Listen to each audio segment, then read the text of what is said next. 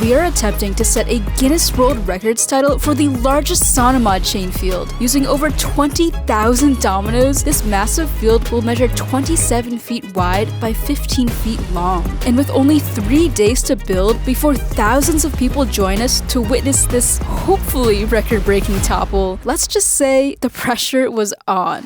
Now you might be wondering, what is Sonimod anyway? Well, spell it backwards and you get dominoes. Also known as speed setting, Sonimod is a domino technique where individual tiles are laid on their corners as opposed to standing upright before being toppled. When the first domino falls, the next piece no longer has a support, so it also falls down and then the chain reaction continues. And before I get any further, I just want to give a big thank you to L'Oreal Paris for partnering with me to make this project possible. Together, we've joined forces to set a Guinness World Records title and celebrate the launch of their new product line, Bright Reveal. Just like a dotted domino can transform into a blank domino, Bright Reveal targets dark spots for all ages and skin types. Now the catch is, in order to achieve the record, we must topple at least 16,199 dominoes. You may be thinking, well, that shouldn't be a problem, right? You're setting up 20,000 dominoes. Right.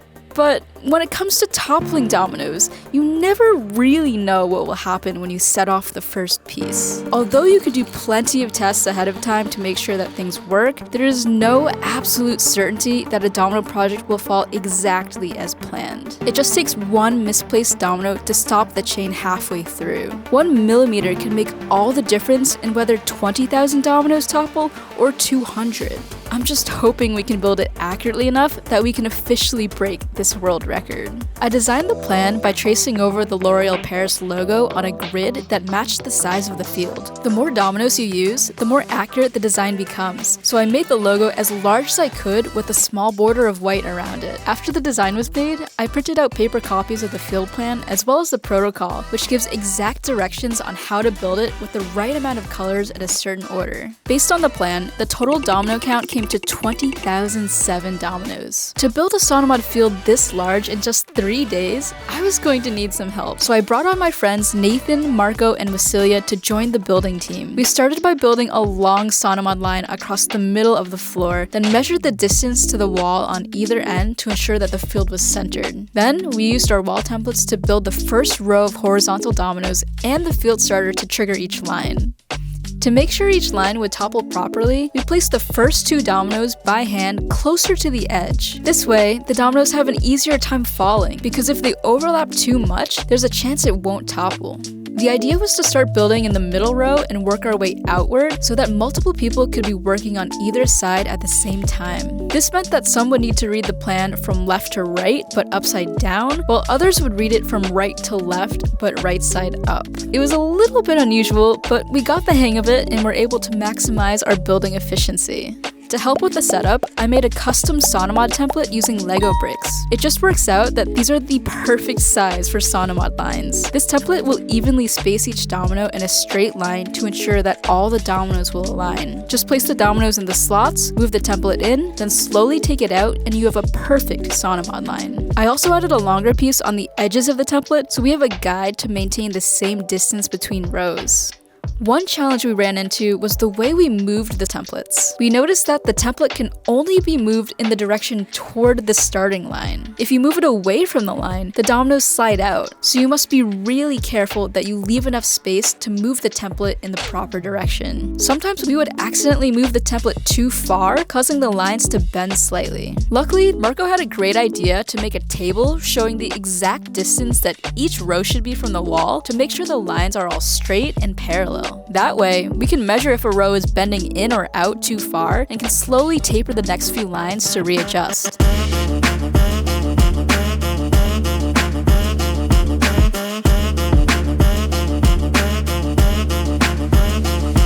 The record attempt took place at Westfield London, which is Europe's largest shopping mall. Building live on display in the shopping center was quite a unique experience. It was a ton of fun though, because people would be waving at us through the glass or even looking at what we built with such intrigue. A few members of the Domino community came by as well, and I gotta say, it was the most heartwarming thing to meet them and even build together too.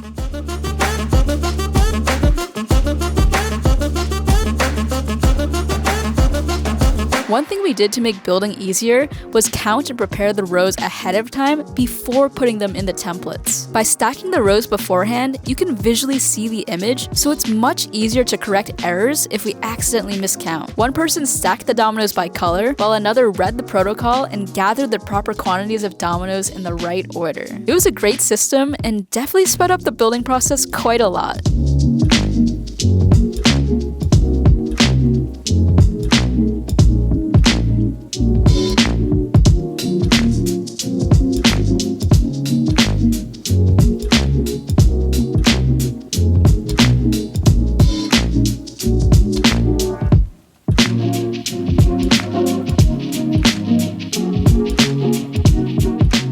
Things were going pretty well with the build, but then suddenly I noticed something very off.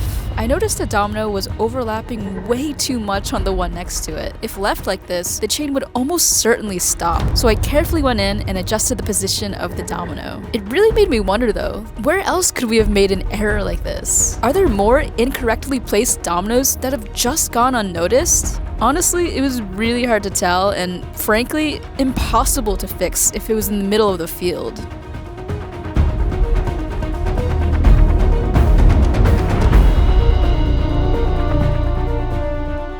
And before I knew it, it was time to set up the last few rows. Finally, after 3 days of work, we finished building the world's largest Sonimod chain field with 20,007 dominoes. Huge shoutouts to my team for helping me with this build. It looked absolutely spectacular, just seeing every domino perfectly balanced one on top of the other. Soon enough, Paulina, our Guinness World Records adjudicator, arrived and meticulously began counting the dominoes. But before we topple it, I had one final task. Carefully fill in the last safety gap. So I went back into the fully built setup and precariously inched my way through the narrow path on the floor to reach the final safety gap. If I topple it by accident, the entire project would fall early. I mustered all the focus I had and set up the remaining dominoes to close the gap. And now we were ready to topple it. Our fantastic host Ria started the show, and in front of a massive crowd of people just waiting to watch this record-breaking spectacle, we started the countdown. 5, 4, 3, 2, 1, go!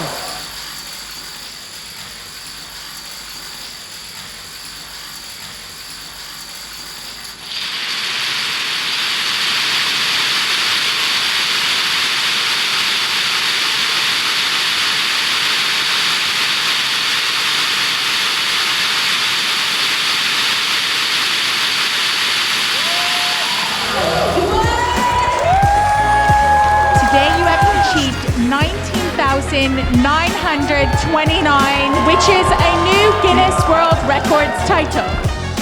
This is definitely a moment that I will never forget. I just want to thank L'Oreal Paris again for sponsoring this record attempt. This was an incredible project to be a part of, so thank you to everyone who joined. And as always, I'm Lily Hevesh, and keep on building.